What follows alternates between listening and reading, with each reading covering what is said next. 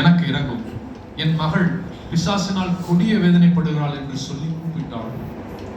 அவளுக்கு பிரதியுத்தரமாக அவர் ஒரு வார்த்தையும் சொல்லவில்லை. அப்பொழுது அவருடைய சீஷர்கள் வந்து, இவள் நம்மை பின்தொடர்ந்து கூப்பிடுகிறாளே, இவளை அனுப்பிவிடும் என்று அவரை வேண்டிக் கொண்டார்கள். அதற்கு அவர், காணாமற் போன ஆளுகளாகிய இஸ்ரவேல் வீட்டாரிடத்திற்கு அனுப்பப்பட்டேனே அன்றி மற்றபடி அல்ல என்றார். அவள் வந்து, ஆண்டவரே, எனக்கு உதவி செய்யும் என்று அவரை பணிந்து கொண்டாள். அவர் அவளை நோக்கி, பிள்ளைகளின் அப்பத்தை எடுத்து நாய்க்குட்டிகளுக்கு போடுகிறது நல்லதல்ல என்றார். அதற்கு அவள், மெய்தான் ஆண்டவரே, ஆகிலும் நாய்க்குட்டிகள் தங்கள் எஜமான்களின் மேஜையில் இருந்து விழும் துணிக்கைகளை தின்னுமே என்றாள்.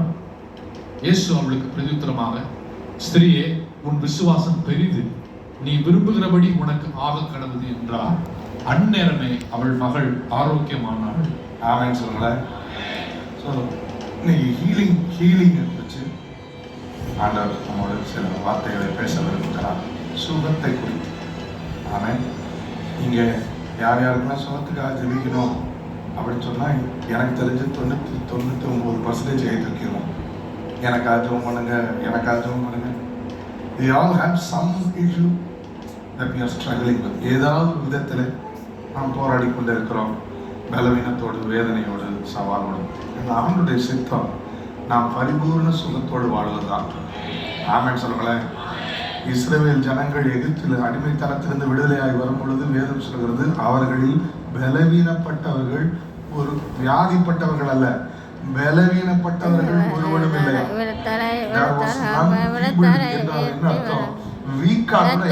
எல்லாமே ஸ்ட்ராங்கா இருந்தாங்க.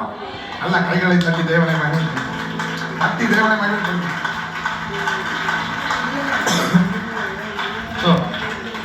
God's plan in your life, ஆண்டவருடைய திட்டம் உங்கள் வாழ்க்கையில. நீங்க வீக்கா இருப்பது இல்லை, நீங்க ஃபீபிளா இருப்பது இல்லை. ஆண்டவருடைய திட்டம் உங்கள் வாழ்க்கையில நீங்கள் சர்வாங்க சுகத்தோடு வாழ்வதுதான். உச்ச தலையிலிருந்து உள்ள கால் வரை உங்களை ஆரோக்கியத்தால கர்த்தர் நிரப்ப விரும்புகிறார். நம்புகிறவர்கள் தலைக்கு மேல கை தட்டி ஒரு அந்நிய பாஷை பேசு.